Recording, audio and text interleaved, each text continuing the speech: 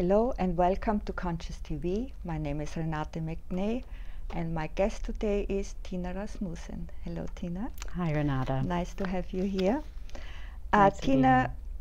teaches Jhana Meditation, which is a concentration practice, and she wrote a book with her teaching partner Stephen Snyder, Jhanas. And I want to say a lot more about you, that you are also an organization development consultant and coach, and you wrote several books on humanistic business practice. That sounds very serious. Sometimes, yeah. So, Tina, let's start with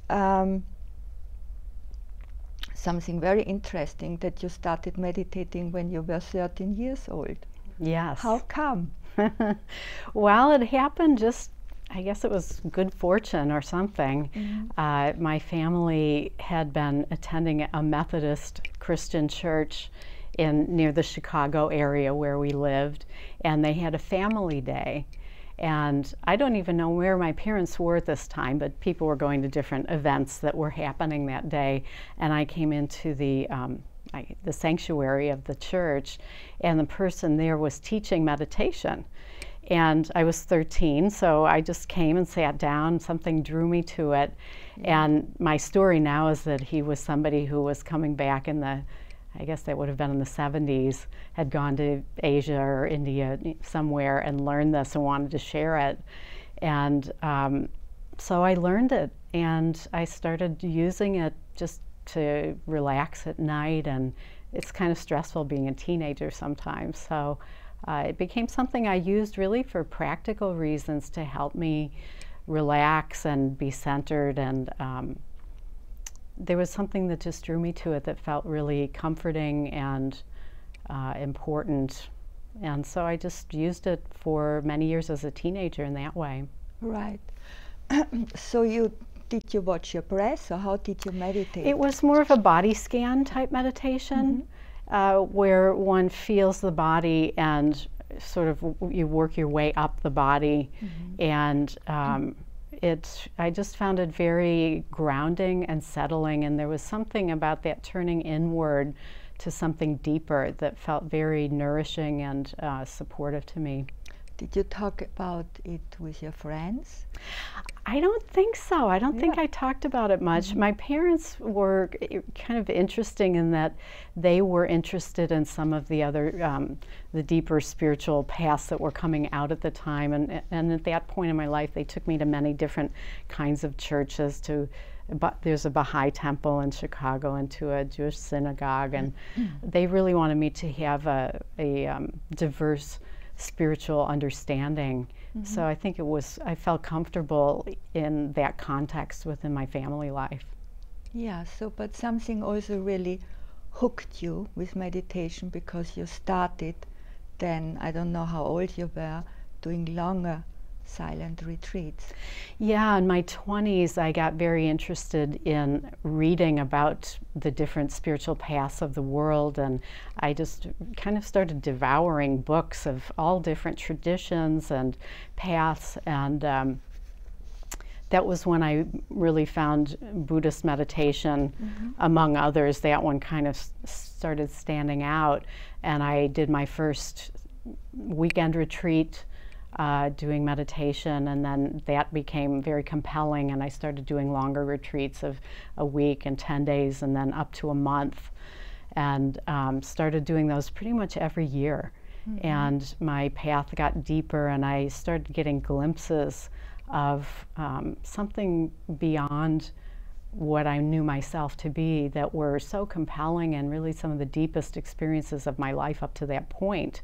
And I wanted to experience that more. Yeah, so how did that influence your daily life, your experiences? Yeah, well, at that age. At that age, I feel like it really gave me a sense of peace and of the profundity of life also. There was something in these experiences that most people have had. Like our students, Stephen and I, will come and maybe have had a few of these experiences, maybe not even meditating, watching a beautiful sunset or the birth of a child or someone dying, where something opens up that's beyond what we know in consensual reality, in the relative. And then that starts informing your life. So for me, it really gave me a sense of there being something more in life and of the profundity of just the human experience, really. Yeah, yeah.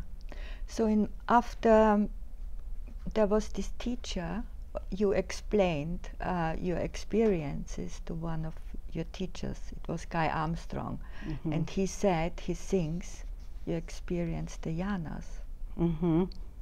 Well, what happened was in my 30s, I really had felt that I had accomplished a lot of what I had wanted to do with my life. I had books published and, had successful consulting, was able to have the time to do long meditation retreats.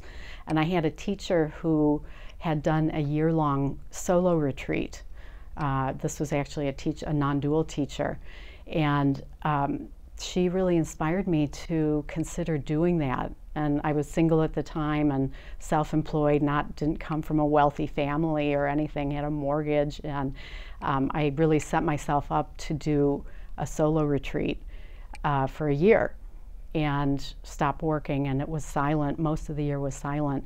And that was part of that year was doing the jhanas. So this was before I met Paok Sayadaw. And Guy Armstrong was one of several teachers that I touched into during that year. So tell me more about this year. Which form did it take? Yeah, well, I had done long retreats up to that, so I felt fairly confident in my practice and that I could do something like this without support. Really, Yeah. This was something I did on my own in my condo in the San Francisco Bay Area, so I didn't go to a monastery or anywhere special. And which exactly practice did you do then? Yeah, so I really did a combination of all of the practices that I had been doing over the years. Yeah. So really the bridge of the practices, the meditation practices, is the Dzogchen, the Tibetan Dzogchen practice, which consists of samatha, which is part of where the jhanas lay, vipassana, which is practiced very commonly in the West, and then rigpa is the third practice, which is a self-transcending, open-eyed practice. And then there are heart practices called the Brahmaviharas and also bodhicitta, and those really purify the heart. And then I did movement practices such as yoga and qigong and a certain kind of meditative walking. And so those were all the practices that I did at different times through that year. And I also went on an organized 1-month retreat at the beginning, a 2-week in the middle, and then a 3-month retreat. This was at meditation centers at the end. And you had the intention in the beginning, you do it for a whole year. Right. I had consulting clients, for example, that I had to tell them that I won't be able to provide services to you for this year because I'm doing a year-long meditation retreat. So it was, a little edgy there because I was going to be dependent on having clients when this ended. Sure. I mean, assuming that I was still functional, which I wasn't actually sure how functional I would be after doing this, but there was just something in me that just felt so compelled to awaken, actually, that it was sort of like, it doesn't matter what happens at the end of the year because I have to do this. And if I become, somehow mentally unbalanced or can't take care of myself or whatever, these are some of the fears that came up. And of course, other people around me wanted to make sure I was going to be okay. But it kind of didn't matter. It was sort of like, I need to do this and I need to sort of give myself over to that depth of practice, because it's the most important thing. Yeah, so in the school we both are, in the Ridwan school. Yeah. It's called the Enlightenment Drive. It's very strong in me. It took over. Exactly. And you were exactly. really ready to surrender everything to that. And yeah, that's really what it was. The Enlightenment Drive was so strong, and there was like a window of opportunity in my life, and I'd had a couple of teachers who really said, you know, you may not be able to do this at some later point in your life, and you have the conditions. My friends, my family were all very supportive. Even my business clients were supportive, and it was an amazing opportunity, and I'm so glad that I did it, because it was really one of the most meaningful periods of my life. So can you explain the Enlightenment Drive?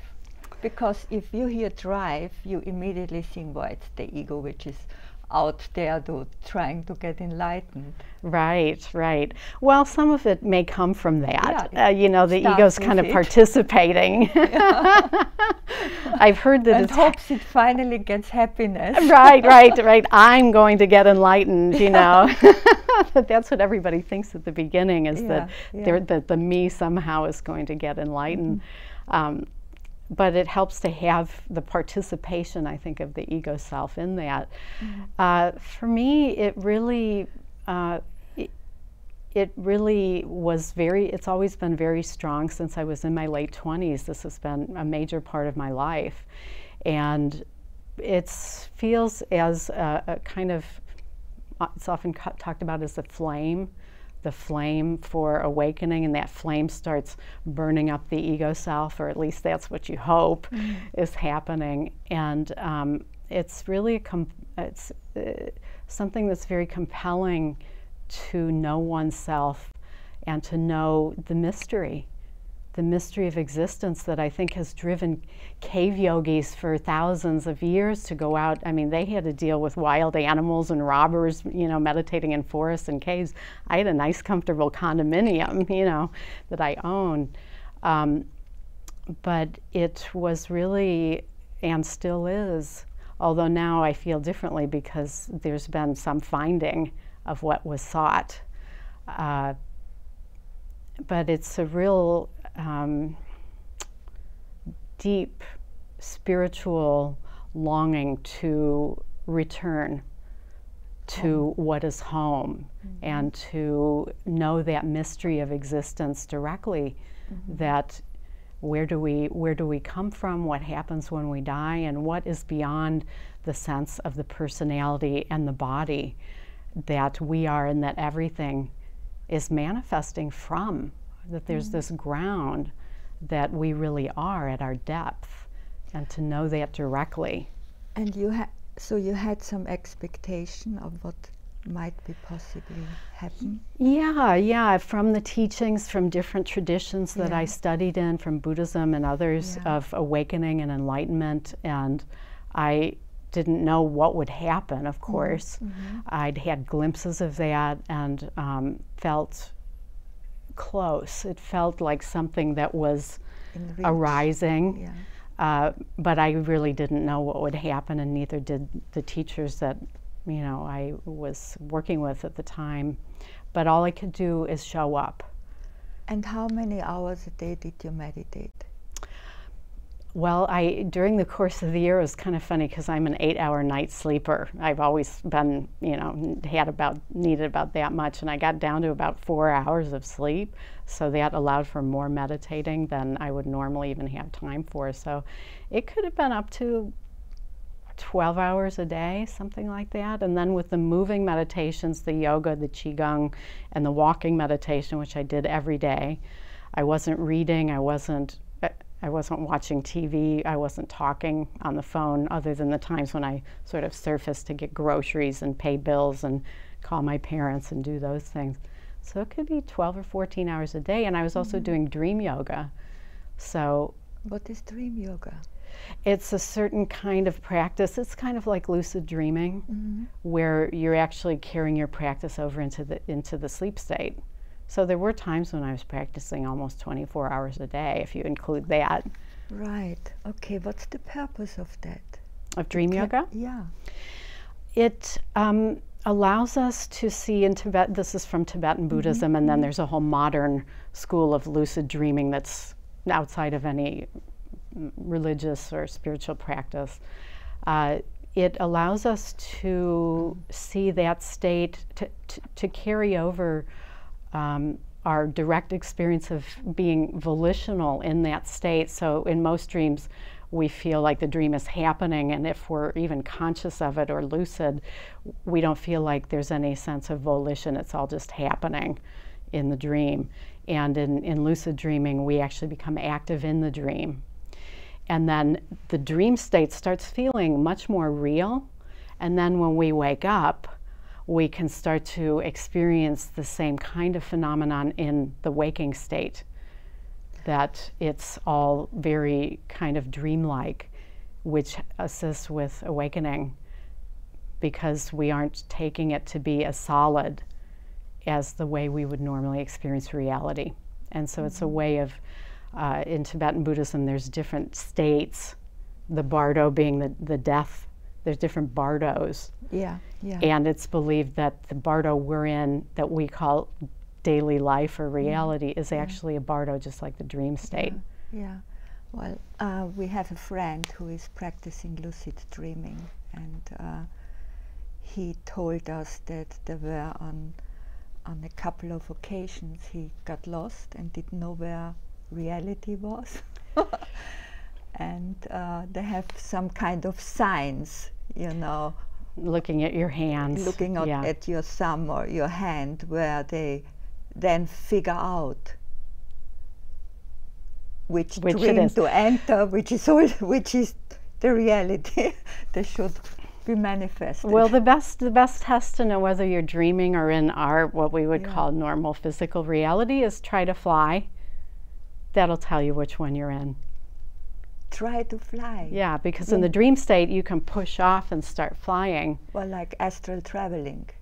Well, it's a dream. You're actually flying in the dream. So it'd be like, you know, in the movies how we see, you know, superheroes who can just start flying. In the dream state, that for some people that is possible, whereas in physical reality, I still haven't seen anyone do that yet. But I have to work up to that. I saw people levitating. Yeah. But anyway, in this retreat, you had a profound awakening. Mm-hmm. Would you tell us what your experience was? Sure, yeah. It happened in March, and so in February I had been at a month-long retreat that was at a meditation center, and had come back without really resurfacing. So I was in a very deep place doing, mostly doing the progression I talked to you about, the Samatha Vipassana Rigpa and the Dzogchen practice path, and those are all different types of meditation. Those are types of meditation, and in Dzogchen you combine those in order to cultivate a resting in Rigpa, which is basically a non-dual state that is always present in our consciousness, but normally there's a veil that makes us feel as if there's an ego self that's doing all these things, that's kind of in charge of everything we experience. And in Rigpa, that veil drops.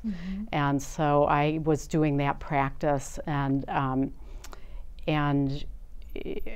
don't know why at that point it was different than it had been up to that point, because in Rigpa, basically that's taste of awakening. And Steve and I have what we call the 51% rule, so I don't know if this applied, but where you get to a certain point, whether that's small tastes that accumulate over the course of one's practice, or whether something opens and there's a letting go of the ego self that's very dramatic, and you go from 20% to 60% all in one shot, or 100 for some people have huge awakenings where they get all the way to the 100% maybe, but it went to a point where the ground opened up as what I am. This is what I knew myself as, and just expanded to the point where there wasn't any sense of the ego self functioning, and this was stable for many months, almost a year after that.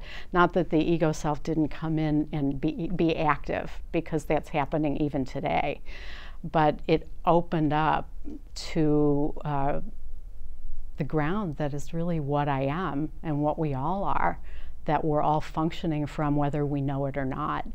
And I knew that this is what I was, and that the ego self is really just a fabrication, and that it's flimsy and so powerful. Right.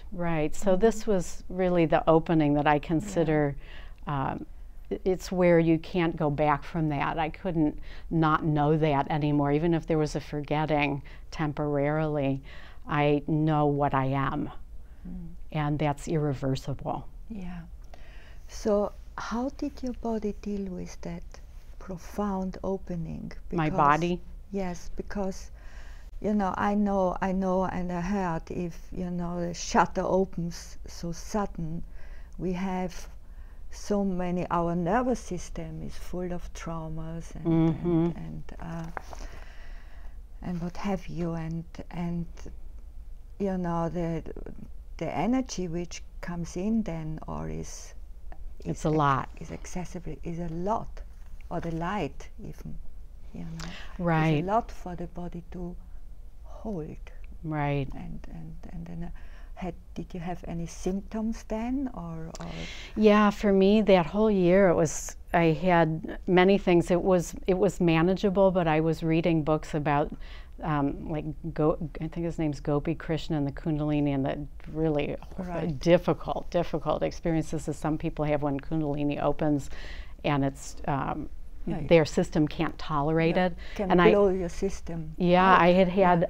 I don't know if it was that year or maybe the year before. It might have been actually that year, where I was meditating and in a meditation hall with 80 or 100 other people. And at that point, I sat on a zafu on the floor. And I could feel it happening, where there was a Kundalini rising. And I knew what was happening. There was nothing I could do. And it went all the way up to my crown on the left side. On the right side, there was a block that I knew. But I just basically went face down in the meditation hall.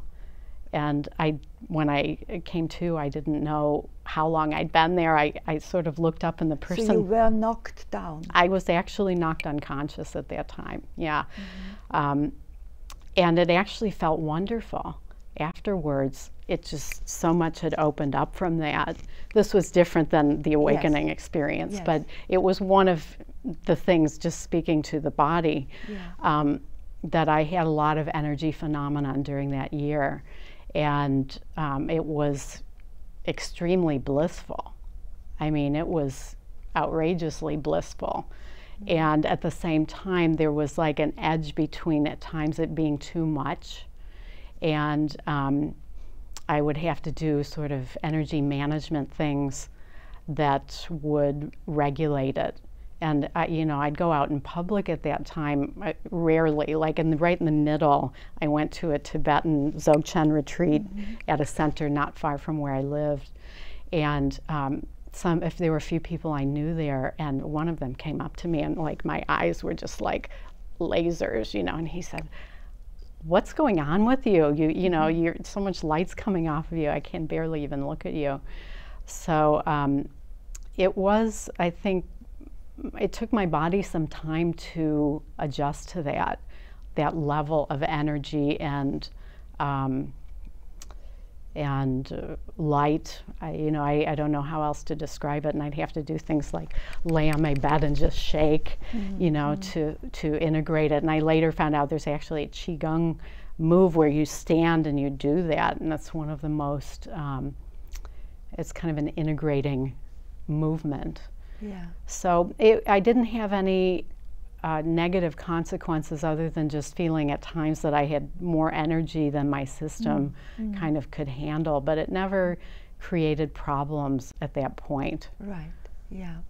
So after this year, you came back to the world, and you must have been a completely different person then. I felt very different. I felt as if what I am is different, what I knew myself to be, and also I actually didn't really want to come back. Yeah. You know, there's a part of me that, like, when the day that I had to start calling clients and reactivating my work and other things, I just literally cried for hours, you know, because I knew that there wouldn't be the same container to hold that experience, and I would miss it. I would miss the opportunity to just kind of abide. For months, I really didn't want to do anything. And one of the Zen teachers I went to, who kind of verified my experience, said, "Oh, it'll come back. You'll start, you know, working and doing normal things like normal people. That it'll happen on its own." And it kind of did. But there was a way that I just treasured that opportunity so much, because I knew that being in the world, I wouldn't have the same level of attention on my inner experience that I had been able to have for that year. So you said that you were even contemplating becoming a cave yogi. Cave yogi. Yes. Right, right. How did you imagine that? You move into the mountains. Yeah, well, the one thing, there's the financial side of that, and you know, at the time I was 39. I did this for my 40th birthday year, so I started when I was 39. I had my 40th birthday and finished when I was 40. And I wasn't really at a point where I could retire or do anything. I had to work, basically. And but I thought, well, if I could save enough money and maybe move somewhere very inexpensive and do some minimal kind of work. This is sort of like, I think it was Nisargadatta Maharaj who said, just get the most easy job you can get, so it doesn't take much effort or much mental. So I kind of thought maybe I would do that and just abide there. Really, I had a longing to create a life situation where I could spend more time just abiding and enjoying the realization that was present. But there came a point where, as much as I wanted to do that, there was like a calling to be in the world and to not turn away from the world, and to bring, to the extent I could, the realization that I had into just my everyday functioning. And that was hard. That was hard to do, because as I was in more and more active situations, and you know, a relationship and work and all of those things, that sort of pristine awareness that had been present, I could feel the places where my ego structure would activate. And it was actually quite painful. Yeah. It was sort of like a fall from grace in a certain way. I mean, I never went back to how it was before, but even seeing from this huge expanded state, seeing the places that my personality material hadn't been digested was excruciating, actually. So, but there was really something in me that didn't want to turn away from the world, that wanted to get out from behind the monastery walls.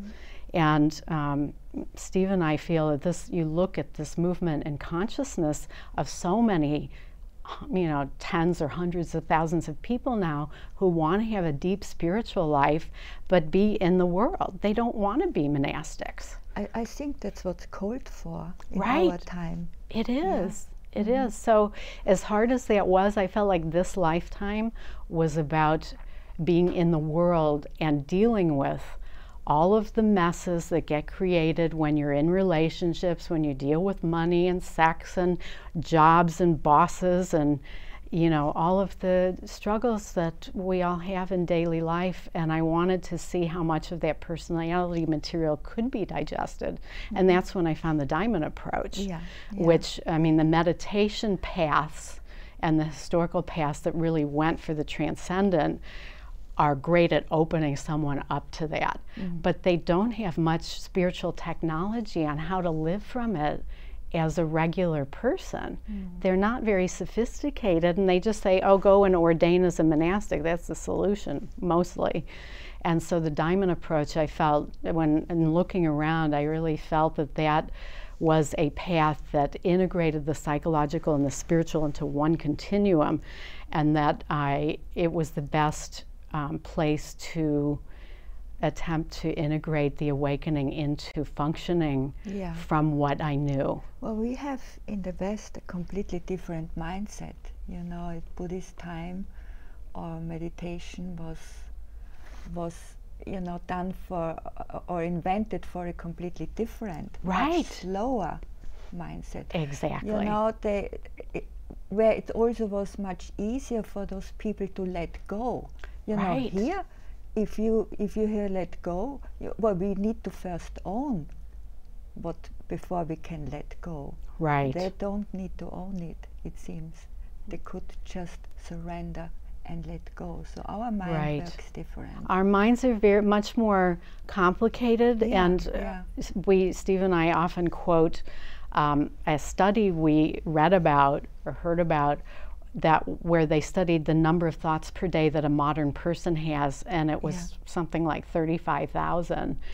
And most of those, 80 or 90% of those, are repetitious, not only over that day, but over the day before and the day before and 5 years ago and 10 years ago. They're not doing anything. They're not helping us. And these are just grooves in the consciousness that we run over and over that are unnecessary. But the problem is, it's not only unnecessary, the problem is that we believe these thoughts. Right, exactly. We believe them. And they're mostly coming out of our conditioning that's been laid down in the consciousness from childhood. And start generation and generations before us. Right, they're passed down through generations too. And that indigenous people who haven't been affected by modern culture have 800 or 900 thoughts a day and do just fine with that. So you think about the day of the Buddha, that's probably what he was working with, was people who had much less complicated consciousness. And even like in Tibetan Buddhism, there's a teacher named Padmasambhava who created the Dzogchen. He was really the Dzogchen lineage founder, and he gave teachings that were hidden and only discovered hundreds, 800, 500 years later, because he saw that the people of his day, their psychologies weren't complex enough to actually use the practice, but there would be a time in the future where this practice would be what was needed for our complicated mind streams. And that's the practice that I was doing on my year-long. So you think about how much we've changed. And we need practices that are relevant for a modern person. And so that's, I feel that the diamond approach for me has, with as a companion to, for me, the Buddhist practice primarily, really allows for more digesting of the personality material and then functioning as a unique human from the ground. I mean, that's really, to me, my aspiration is to be able to function more and more from the absolute as a unique human that's living a human life and enjoying living a human life. Some months ago I did an interview with Reggie Ray, who is in the lineage with Trungpa Rinpoche, and he was talking about how for years and years they meditated hours and hours and hours over hours, and people were in absolute agony because they did not have any psychological, things would come up and they didn't know what to do. There wasn't talking about it or working on it or looking. And he said when he had to leave and stop with that and do some work on himself and go through some therapy and work on his traumas and so forth, before he could re-enter the meditation again. This is really important, that to do deep and rigorous practices like what we teach, it is really beneficial and even important to have healthy ego structure. And I've had a number of teachers who said that's really ideal, is to sort of have a fulfillment of the ego where it's kind of like I've done all I can as an ego self. That's how I felt in my mid to late 30s. It's like, this is it. And so there was enough of a healthy ego structure, I guess, in this location to do a year-long solo retreat. For some people, there needs to be things like therapy and counseling, and to really have that ego structure that's solid in order to, in some ways, subject it to the opening up as well as the pressures that's rigorous meditation practice or other kinds of practices. So in your teaching, when you do give meditation retreats, do you have sometimes students where you feel this person cannot really hold going deeper in the meditation? They need to do first some preparation, some psychological?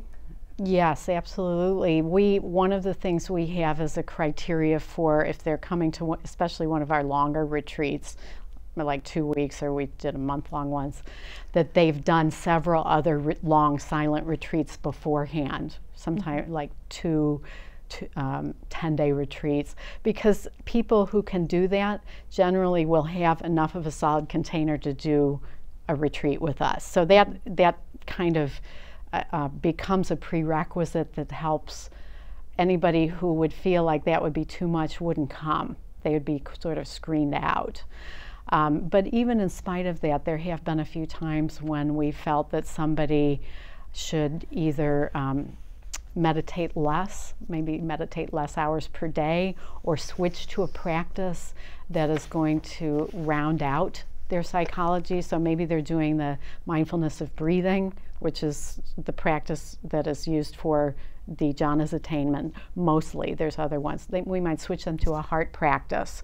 Say they're having some difficulties, that would be a more suitable practice, doing metta, which is loving kindness, as a way to round out their practice. Or we might tell them to meditate less, or to get counseling, or to do other practices that could really, that are helpful and useful as a support in order to take on the challenge of really deconstructing the ego self. That's what meditation is really doing, is helping us see through the limitations of that and to what we really are. So your main practice is now the Jhanas. Jhanas. Oh, sorry, Jhanas. Jhanas. This is a very beautiful book, by the way,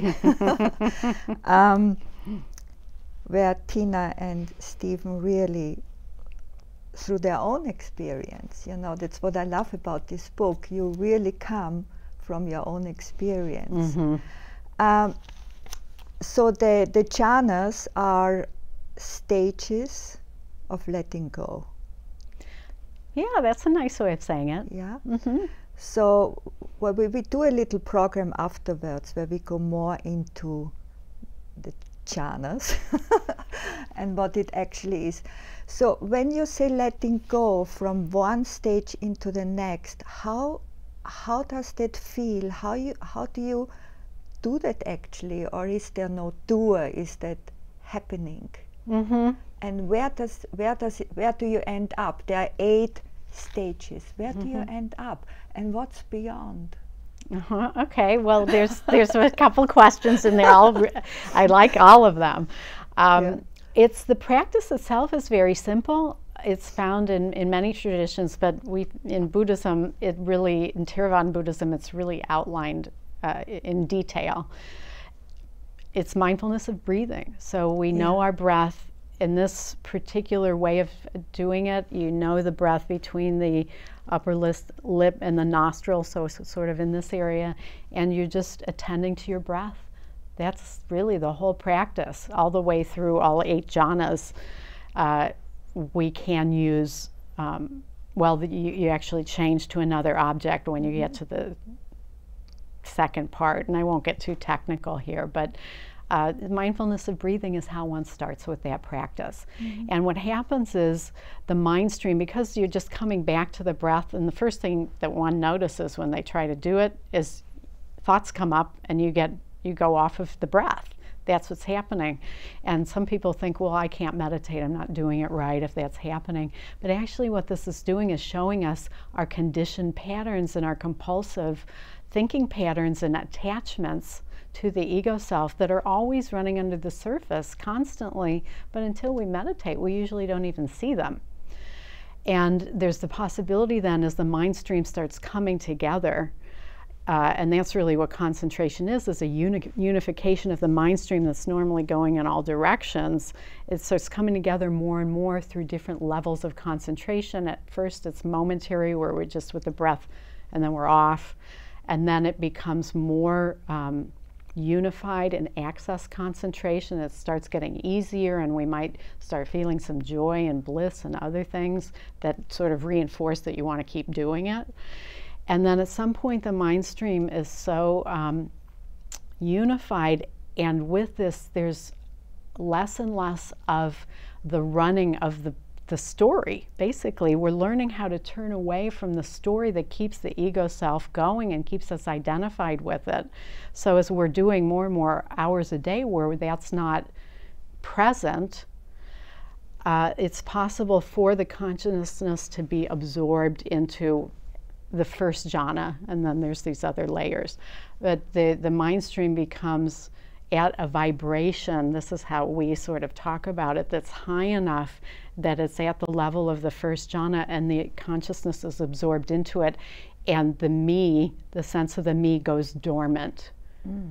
So what's significant about this, people can have and so it's a non-dual state. The jhana, any of the jhanas are non-dual. There's no sense of a me in it. There's this, you know that you're breathing, and you have a sense of if there's the joy or the other things, but other than that, that is what you are aware of in the jhana state. I read in this book that when you experienced it the first time, it was so intense. When you experiencing the non-dual awareness, it is like being absorbed into the now. Yeah, so that was the so eighth intense jhana. for you. Oh, that's the eighth one. Yeah. That you could hold it only a few minutes because of the intensity. Right. So what you're saying is the now, really being in the now, is so intense that you cannot hold it. Well, that particular, all of the jhanas, you're in the present moment. Yeah. And really, any meditation, if one is doing it fully, one is in the present moment. So the eighth jhana, there's a whole series. Process. Right, and the first four are considered form jhanas, so we use the breath as an object, but they're relating to the material world.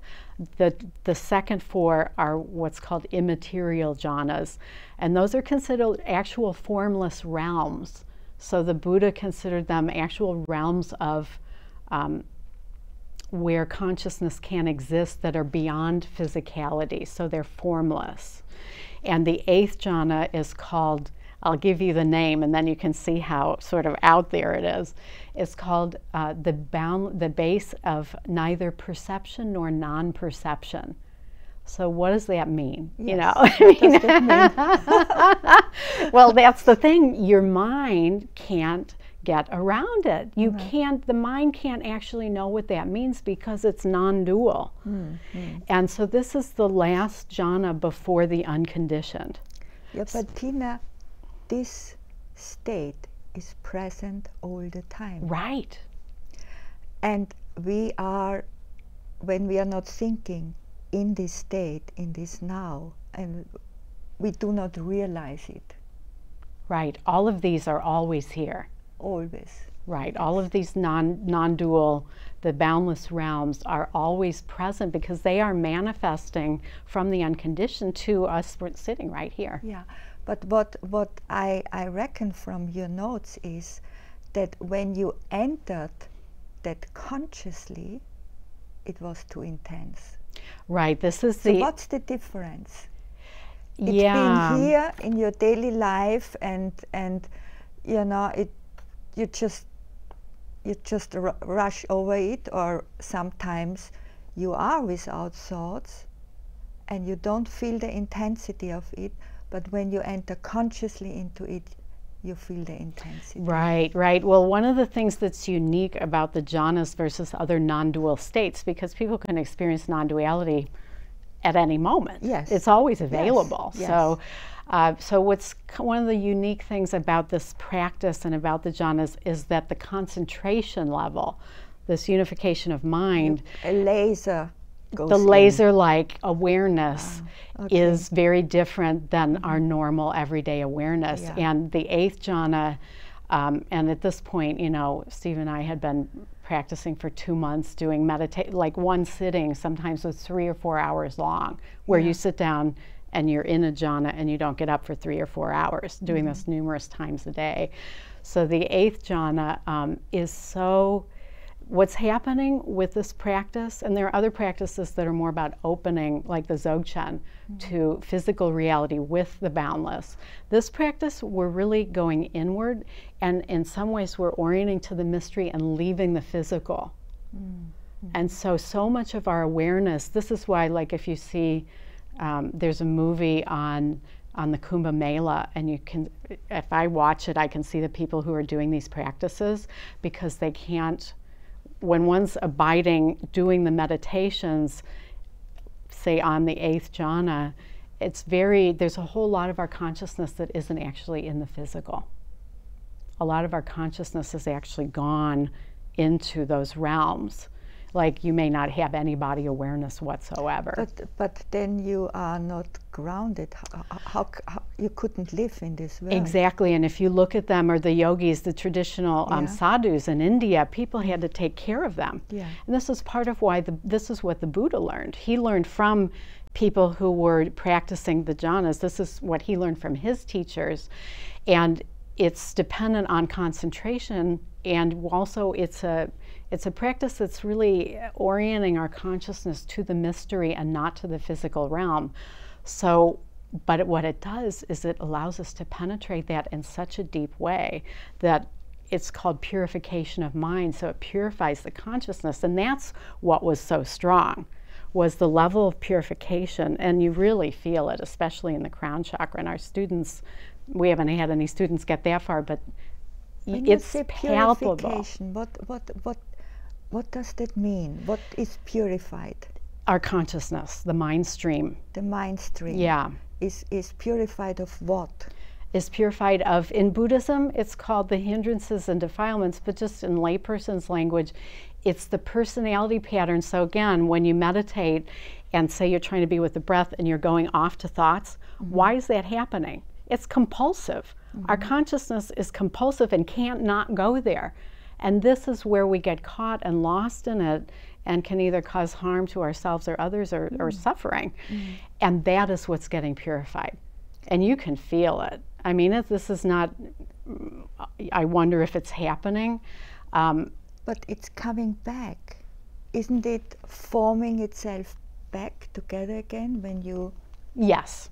So this out of is that state? right. So this is one of the things about this practice, is that it's really about turning towards the mystery.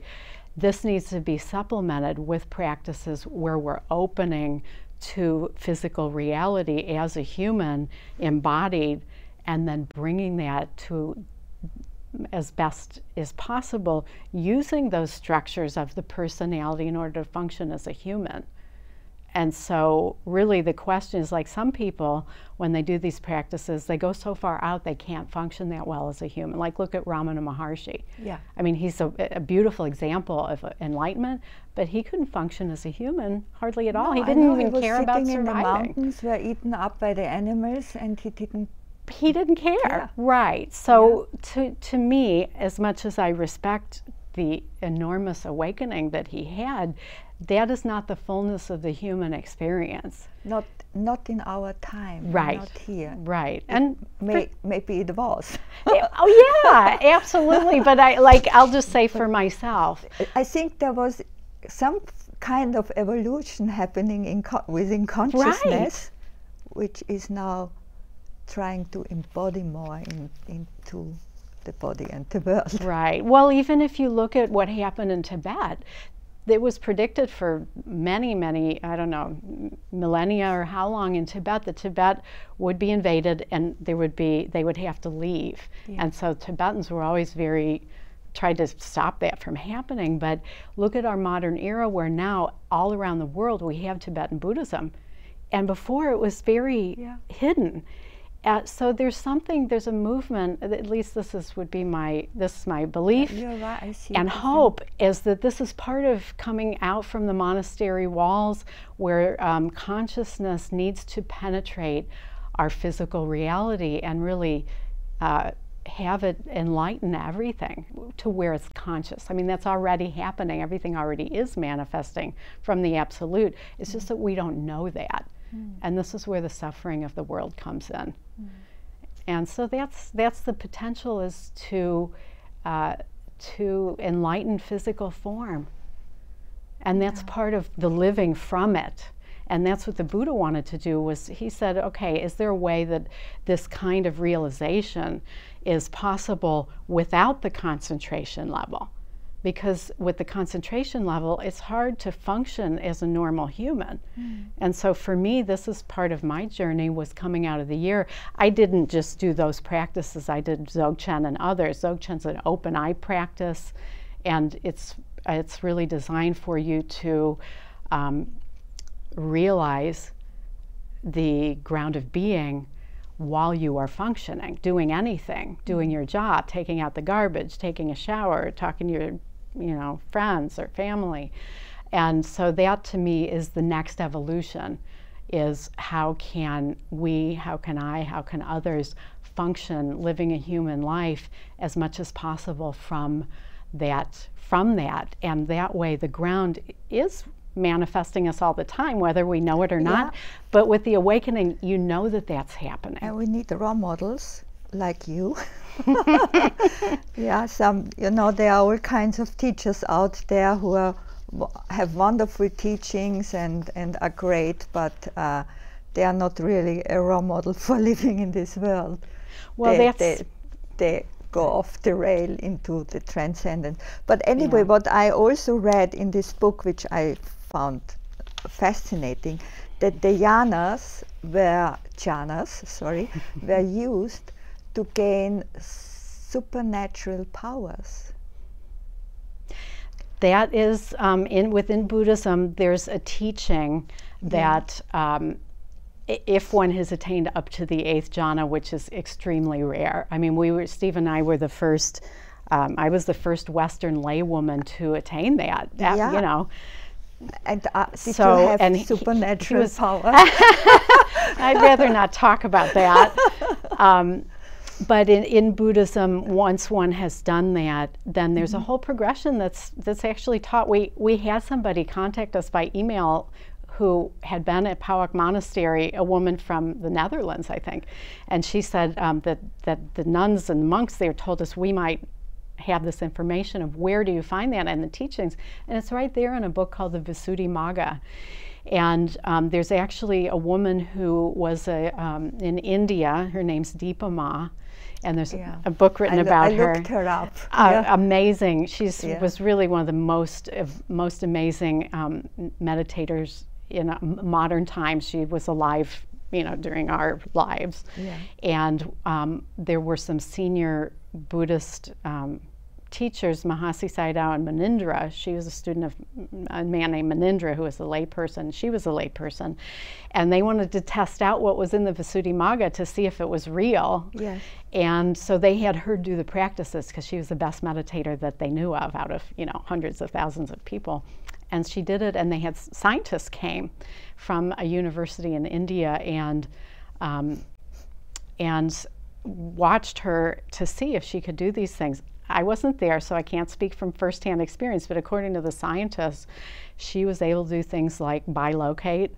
What is bilocate? So she could be in 2 places at once. So they had one scientist at her house and one at a coffee shop down the street. But they said that about Sai Baba. as well. Right. He was seen in Switzerland while he was buying watches, while he was teaching wherever in India. Right. Oh, yeah. Others have been able to do it, but she did it with scientists watching her. Yeah.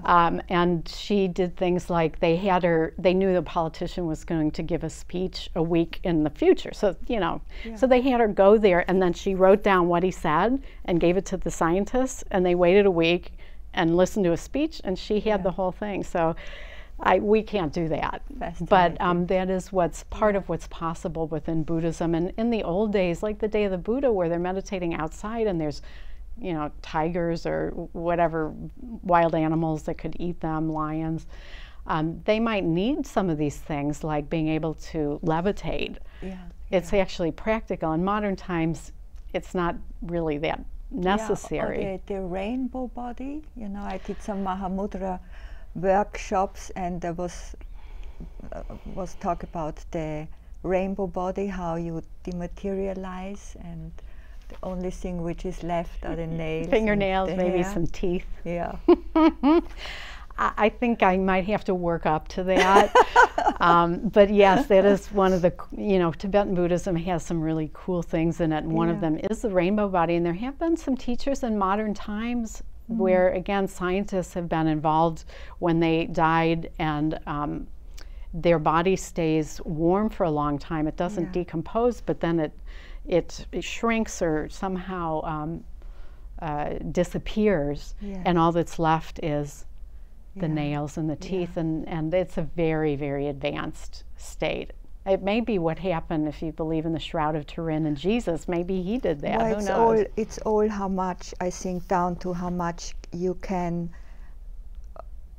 focus your mind. How sharp the laser becomes. I think. Anyway, Tina, our time is up. Is our time up? Oh, wow, that went really fast. And it's not completely up, because we are doing another little program with Stephen and with Tina, so watch out for that, or stay tuned for that. And also Ian did before us an interview with Stephen, which was very fascinating. Look at that as well. So see you soon. Goodbye for the moment. Thanks, Renate.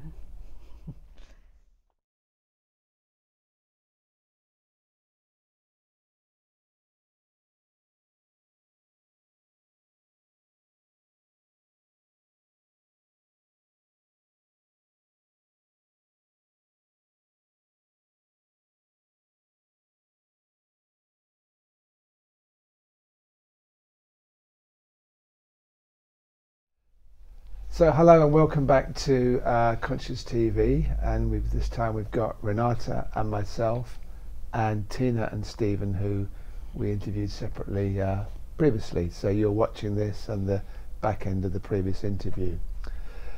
We're going to have a general discussion now. I should say first they've written this book about the Jhanas, which is very interesting, which is practicing the Jhanas, which is available, I'm just being told, not only in English but in Korean and Italian. That's very impressive, isn't it? So, and German. And will be in German. Spanish. That's right. Yeah. Spanish. And Spanish. Fantastic. So welcome back, Tina and Stephen. And Renate's got a question to kick us off, I think. I have a question, yes. So my question is that it seems, and we also experience to some extent, that people are waking up all over the place and have deep, profound experience of the nature of reality without ever having meditated. Now, why meditate? And how do those people can be motivated to meditate? Mm-hmm. You know, grace seems to happen, and maybe it has to do with our time. I don't know. Yeah. So how do you survive? Why should we meditate? Especially since we're non-dual Buddhist teachers who encourage meditation. Exactly. It's a good question. Yeah, and you did a 1 year long solitary retreat, and you meditated 35 years, and I don't know how many years. It's been since 1976, so It's a long time. Yeah. We actually started meditating the same Well, year. he meditated 30 years, didn't you? Oh no, longer than that. 40 years. 40 years at Yeah. least. Yeah. I meditate sometimes. Well, one thing is that some people meditate just because they enjoy it. So that's good to say. But meditation, one can make an argument that all of this is manifesting from the ground, whether we meditate or not. Awakening happens, and it may not be linearly caused. Like, for example, we can't say that if you meditate, you will wake up. We can't guarantee that. So meditation isn't a guarantee. That's the first thing, is to say that that is acknowledged pretty much everywhere. And yet at the same time, for people who feel that enlightenment drive for awakening, the odds tend to increase if one does meditate. So if one has already been awakened, there may be other reasons to meditate that we can also talk about, but if one hasn't awakened, meditation is a way of cutting through the veils of the personality to experience what we actually are, and can provide either glimpses or extended experiences of that can lead to awakening. And that's really what meditation has been for at a deeper level. There's also just meditating on a daily basis because it makes your life better. And all of the brain research that's out now, which we can talk about, really shows the health benefits. I think too with meditation, it's a great process of, sometimes it's talked about as tilling the soil. It helps break up the ground so that if we do get these seeds that can grow into awakening or realization, they've got a place to land and be fertilized. And in addition, I think to me there's something about that when we meditate, we're orienting towards the source, towards the mystery, towards the absolute. And on some level, it feels as though we're offering ourselves in the meditation. So it's kind of a direct contact saying, I'm here and I'm opening to this experience of whatever the absolute wants to bring in. So we set, and when we start meditating, it sounds like we set an intention. Sort of an And unspoken then intention. It takes its own movement, the intention. Right. Would you see it that way? I would say it's a soft intention, Yeah. but it's also a recognition of that we are opening to the absolute coming into our lives in whatever way is the wisest. We're also oriented to the present moment, and so it's a practice of being present, and also meditation allows us to see the patterns that keep that from happening. And so in some ways, a lot of people think that if they go into thinking while they're meditating that I'm not meditating or it doesn't work. But that actually, if we understand the purpose, that shows us the patterns that we're constantly driven by. So even for somebody who's already awakened, meditation can be a way of digesting and reclaiming or really integrating the personality material that keeps us from being in the present moment. So even after awakening, there are some benefits to meditation that may be different than before awakening. I think absolutely that after awakening, meditation can help us integrate the experience. It can open it more and just make it more accessible. So there's a way that it really does help deepen the awakening and let it land more fully in our consciousness. For example, with the Dzogchen practice, which is one of the main practices we do ourselves, there's what's called resting in Rigpa, so that one realizes Rigpa, so that's really realizing the primordial awareness that can happen in glimpses or can happen for extended periods. And then as a person tries to live more from this on a more ongoing basis, the practice actually helps us rest in Rigpa so that this becomes more consistent all the time. So that's where 2,500 years of millions of people experimenting with this and trying to stabilize realization, there's some benefit to what's been learned over this 2,500 years. I I heard the Dalai Lama once say, I don't know if I heard it or I read it, probably I read it, that, you know, there are some cave yogis who meditate like 25 years, and he said nothing will happen to them unless they follow pointers. They need to, like I experienced when I did some Mahamudra meditation, you know, the teacher gives you a pointer and then you start seeing actually where you are in the moment. And then there is the next pointer, and he said, this is important, otherwise consciousness does not move. I don't know, is this your experience, or do you have anything to say to that? I found that fascinating, that there are some cave yogis and they just sit there, and he said nothing comes out of that. That's a good question. I'll answer it on a personal level. That I felt that when I was in the Zen tradition, I was like a hot air balloon pilot. I could get up into the air, but I never knew with the open awareness where I was going to go or where I was going to land. Where with a meditation like this, the Jhana meditation, I feel more like I'm a pilot in a modern aircraft. I've got all the switches and dials, and I know how to adjust them and turn them on. Yeah. So it gives a lot of structure in a way that we really can keep going, as you say, in a certain direction. And again, we're still offering and opening ourselves to the mystery, to the absolute. But it gives us more of a kind of technique, and we can stand alone, and then it's less serendipitous. Right, and having a teacher is really crucial. This is part of, you know, when a lot of the people have come to us, some of them practiced and the teacher wasn't as accessible, or maybe they met with them once on a long retreat. And what we find when we do retreats, we meet every other day with people, and that makes it where they're not wasting a lot of time doing things that are unproductive. And without some guidance, that's easy to happen. So it's a shame that somebody would waste many years doing that, but this is part of the benefit of working with a teacher.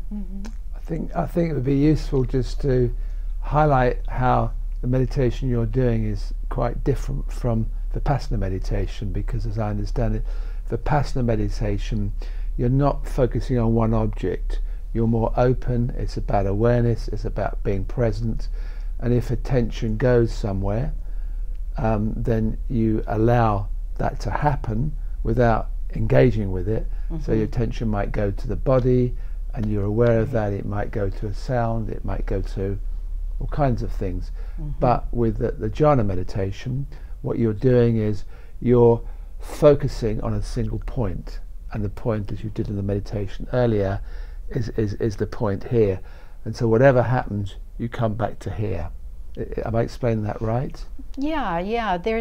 Within Theravadan Buddhism, there's 3 stages, sila, and then the 2 you described, samatha, which is what we're teaching, the anapanasati, the mindfulness of breathing. And then there's vipassana, which is an open awareness. So like in the brain research they're doing nowadays, there's 4 categories, and those are 2 of them. One is focused attention, one is open awareness. And they're each cultivating different things that are really important for our deepening and our unfoldment. And you also talk about access concentration and absorption concentration. Do you want to explain the difference between those two? Sure. As we get more concentrated, we all start with momentary concentration every meditation. As we get more concentrated, again, it's that light we talked about earlier. Tita talked about in her interview, that light that narrows some as our mind unifies. Then it gives us the opportunity to go a little bit deeper. And in access concentration, there's also some benefits that arise that we call jhana factors.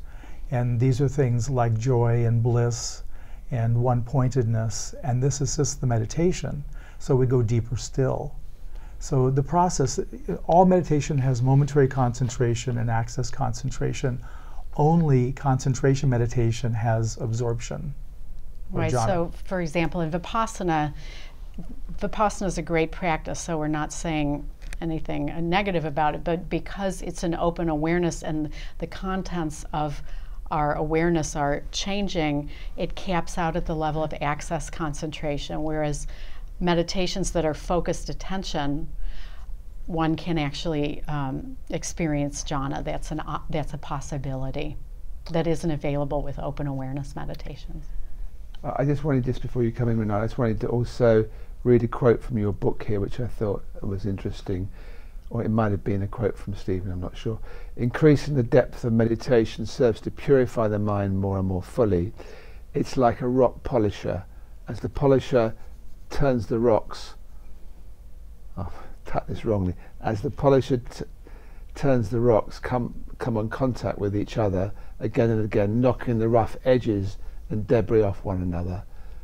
So it's like, right, the more you do, the more smooth, you're more, I guess you're smoothing your character, your personality. The pearl. And you're saying it's the pearl beyond price. That's how a pearl starts to shine. Right. It's rubbing, Right. it's rubbing in the shell Yeah. with the sand, and that's what makes it shine. Yeah. Well, Right. Ian, it's what we talked about in the interview about what drew me to work with the Diamond Heart work, was the fact that I had this level of contact with the transcendent, but I could tell that I had these rough edges that were bumping people the wrong way, not the way I intended, not the way I felt internally. So that's where these kinds of programs, where things like the Jhana practice or things like Diamond Heart, will help us develop into more whole, full people. Okay. So after so many years of meditation and being really masters and in meditation and teaching meditation, do you still have your daily practice, and do you feel you're still expanding through meditation, or is there still something happening? Absolutely, yes. We both have daily practice and think that's very important, and really wouldn't do without it. It's kind of like brushing your teeth, you know. It's in that category for us of something that you do every day because it's good for you. And so for us, that's very important. The expansion of the practice really for us at this point is about living from what realization we have, and how can that be embodied and lived from as much as possible. So this is really for us kind of the growing edge, you might say, of our practice, is really living from the realization that we've had just as a human. And it's interesting, as you get more refined, as you let your experience land, it opens you up more so that there's more capacity to receive. So it does feel as though there's expansion as there's digestion and as we learn to live from it. So it's a self-reinforcing process. Right, and there's also personality material that still needs to be digested and worked through and refined, that can be seen also with that clarity. Sometimes it's easier to see that patterning, that's where the stuck places are. So I sometimes hear about research, and you kind of mentioned it in earlier. There's a lot of research done around meditation, and it gets more and more scientific and more and more understood, and there seems to be changes happening in the mind. Yeah. But does that actually, these changes also influence us, how we live then?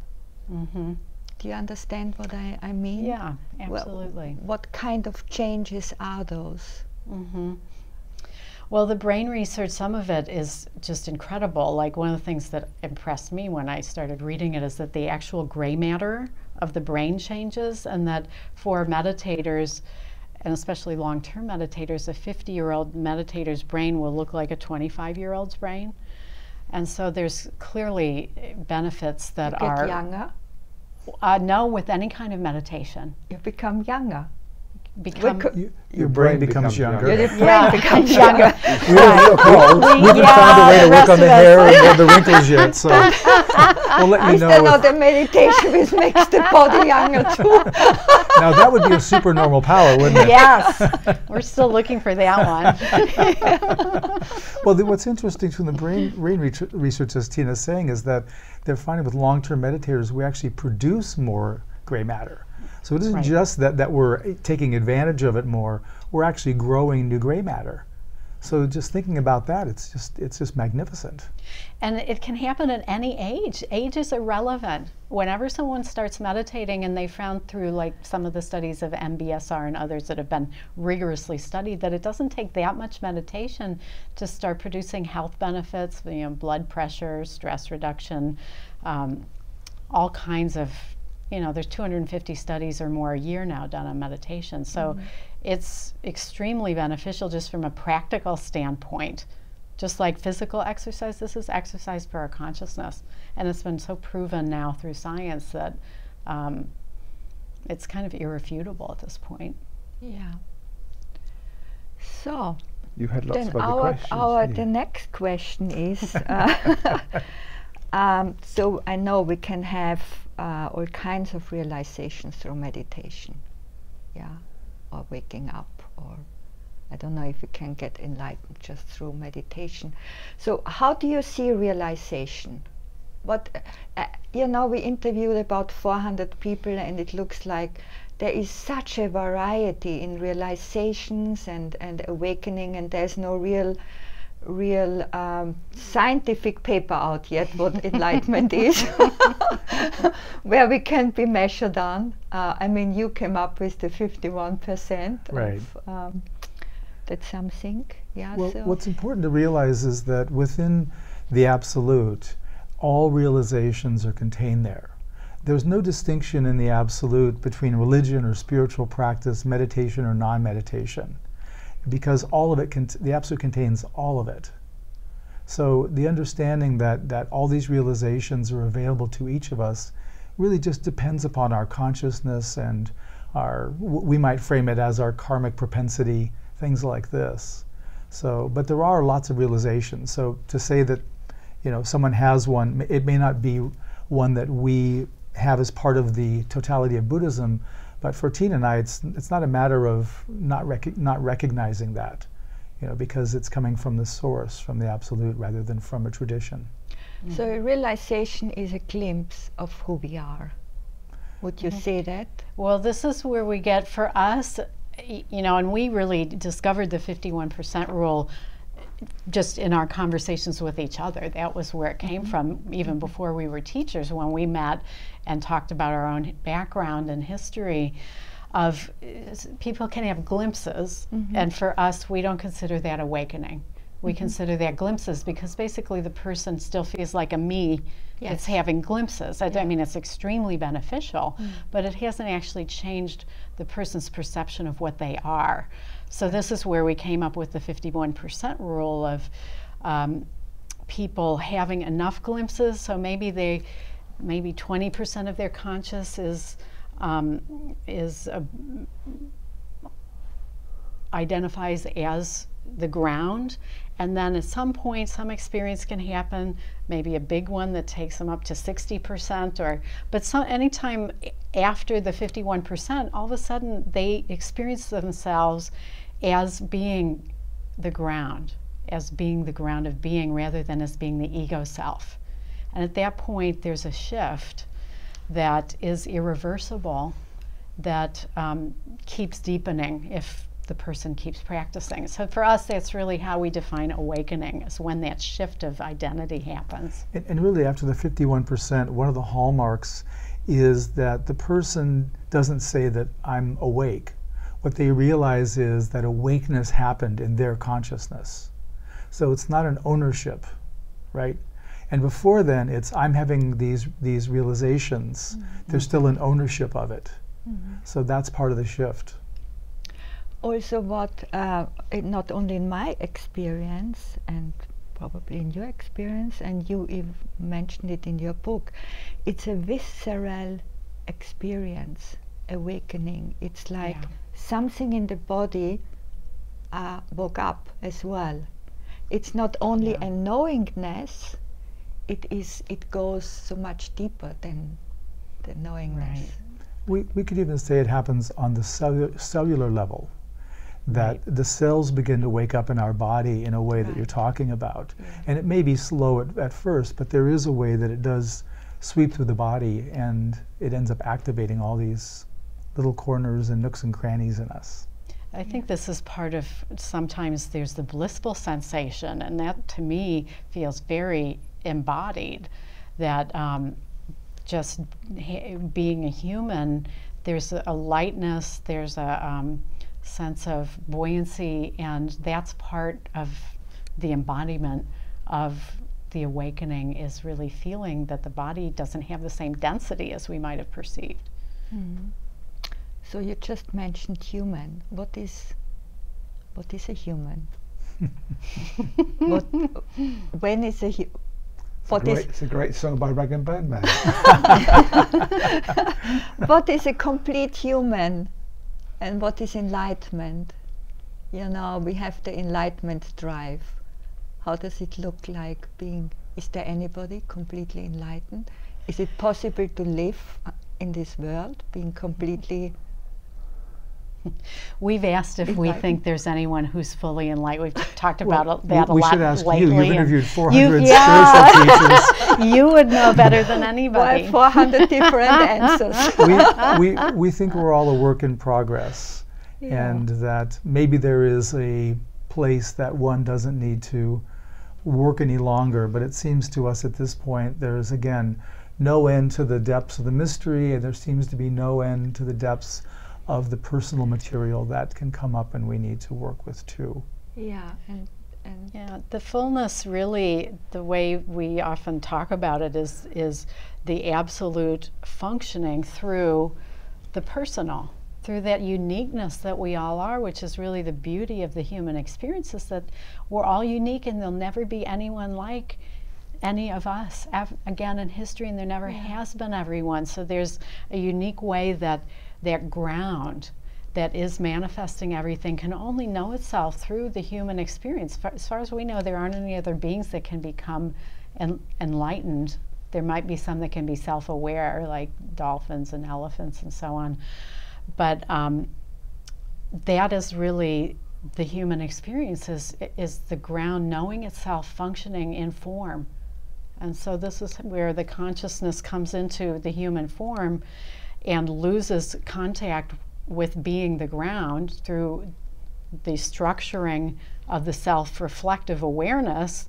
And the ego development is just a stage. It's just that it's not complete. So awakening, in our view, is the fullness of the human experience, where the ground is actually knowing itself, which is all of this and all other beings, as the ground, though, not as the ego self. So that's really, to us, that's really the journey, is the realizing what we really are, and then the working through of the personality material, not that it all has to be gone, but so that it doesn't obscure. so working through also means disidentifying. Yeah. Yeah. Right, because when one is, again, this is part of the Dzogchen teachings, but one is abiding in the primordial awareness that's always here for every human. Every human has it. We don't have to do anything to get it. When there's the abiding there, the personality can be active even, but there isn't the identification with it. And that's really where the suffering can often happen, is when the identification is present. So that, to us, that's really the journey of, you asked what does it mean to be human and awakened. That is, we frame it as the transformational and the transcendent. So the transcendent is the part of our experience where we're in touch with our deeper nature. The transformational is the part where the ego self becomes more and more digested, and we're less functioning from the survival instinct, which the body needs to survive, and we're functioning more from the Enlightenment Drive. That's something so important what you just said, Tina, because and I know you both emphasized it in your teaching and in the book, that the transformation is sometimes not so interesting. It's more interesting, but when we started with Conscious TV, there was still much more focus on it. That was 10 years ago. Much more focus on the transcendence. You know, there was, for example, Neo-Advaita. Nobody is here, nothing to do, kind of things. Right. And some people you know, loved it and went, but also went through agony with it, because there was a lot here. Right, right. But that is changing. A lot more people talk now embodiment and being in the world. Right. And I know Ian interviewed the guy who is on Ramana Maharshi. Michael James. Michael James. You know, Ramana Maharshi's teaching, where it's all going in, going in. That's the only thing. The world does not exist. It's all a dream. Right. And then you ask, what? This incredible beauty, is that just here to distract us from going in? Right. Well, we can all see this is the shift in consciousness. Yeah. Because again, we're moving out of the monasteries and the nunneries into the world. Yeah. And how does it work? And this is really a place in history where it seems like we're really, you know, some of the music from the 60s, the age of Aquarius may be upon us, but we're at this point where we have to make the big shift up. And that's part of why, in our opinion, the pendulum is swinging in the other direction, and we see a lot of extremism and fundamentalism in the world, because it's really taking the pendulum back there before it makes that new sweep into a more unified and a more whole world for all of us to live in. Yeah, we really feel that the transcendent, and this is where we started out, was on transcendent paths, and we had capacity there and were able to do those paths. And we both thought about becoming cave yogis and turning away from the world, but there was something for both of us in not doing that, and so we were headed that direction, and we turned back to the world, because it feels like now the time is to bring this consciousness into form so that all of materiality can be enlightened in a certain way. And so it's not enough to transcend. We want to actually be in the world as humans. I mean, the human experience has so much beauty and suffering, but it seems like in Buddhism, this is one of the things we don't agree with, that basically you're just born to realize the absolute and then get off the karmic wheel of rebirth as fast as you can. That doesn't make sense to us. The human experience is so much more than that, and so much more beautiful. And why wouldn't the people who are being realized, why wouldn't they be reborn and coming back into the world and bringing that consciousness, contributing it to the collective so that everyone is enriched and every being is enriched? Yeah, this is part of the Bodhisattva vow, is that one will continue to have rebirth until all beings are enlightened. And, you know, that seems like a long-term project, you know, a long-term goal. But when one realizes the unity, you're not coming back for someone else. It's your own.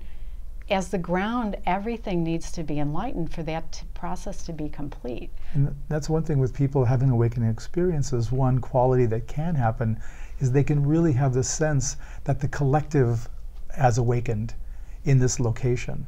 So the whole collective has that, the charge gets sent out in some way. And so everyone, we could say, is elevated by that one individual having that experience. Yeah, that's compassion. It is compassion, right? Yeah. And love. And love. Yeah. Well, that's quite a nice place to finish. Anything else, burning questions you had?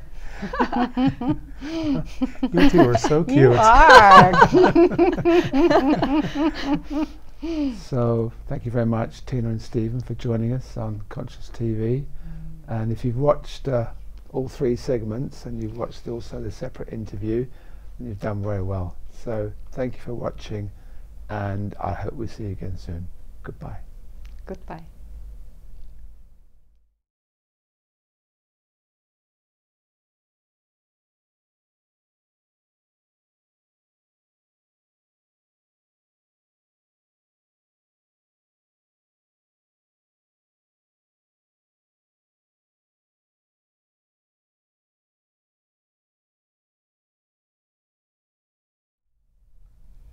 Hello, my name is Tina Rasmussen. And I'm Stephen Snyder. And we are the authors of Practicing the Jhanas. And we're going to do a short guided meditation of the Anapanasati practice, which means mindfulness of breathing. And this is the practice we describe in our book that can lead to the jhanas. So I'll start with doing some posture instructions, and then Stephen will go through the actual mindfulness of breathing instructions. So sit comfortably with your eyes closed, really feeling yourself sitting and surrendering your weight to the seat, to the earth that's supporting us. Starting with your feet and really feeling your feet on the ground, and moving up to your sitting area, to the hips. And it really helps if the hips are slightly tilted, and so there's a natural S-curve to the spine, and if we can allow that to be present, it really supports the practice. And in this meditation, because it's a serenity and concentration practice, it really helps to have our posture set up when we start so that we don't have to move around too much while we're meditating. Although if you need to move, it's fine. Helps to have the knees slightly lower than the hips to have that natural tilt. And then moving up to your lower back to see if it's possible to just allow that natural curve in the lower back and in the front of your body. Really let the stomach relax. Maybe take a deep breath into the belly.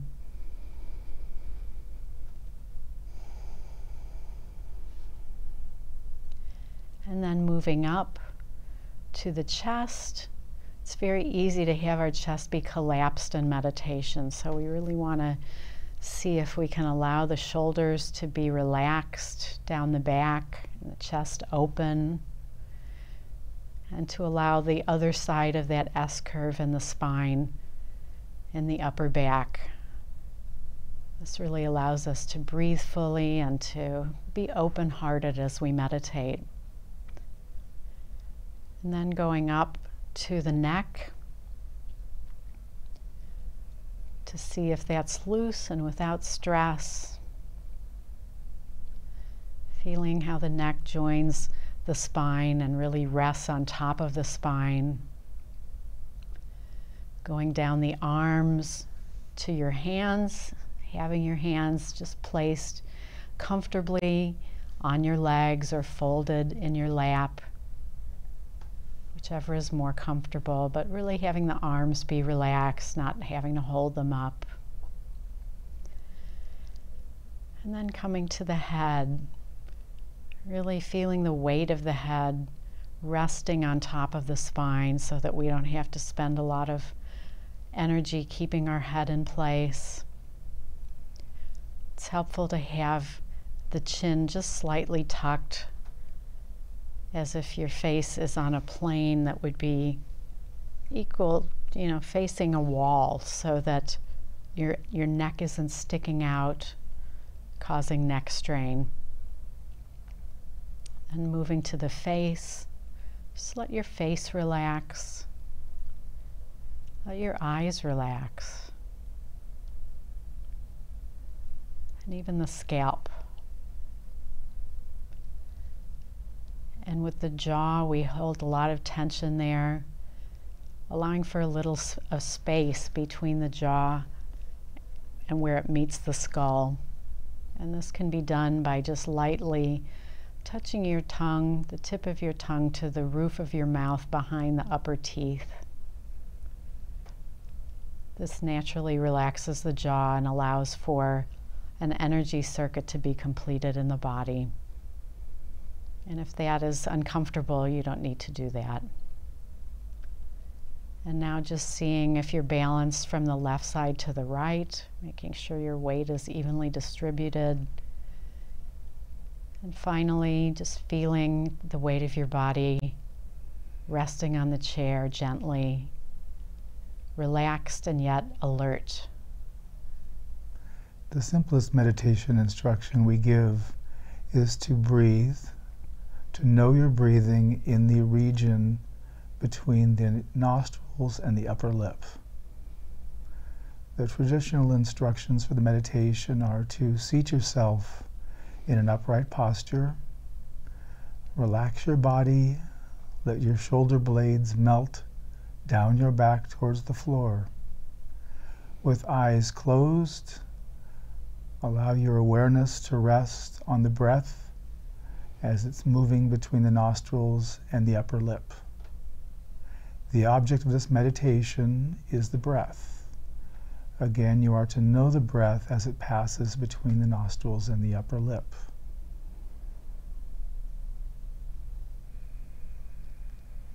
And if your awareness goes off of the breath, just return it with gentleness and kindness, without criticism or judgment. Just bring it back and rest in this region with the breath.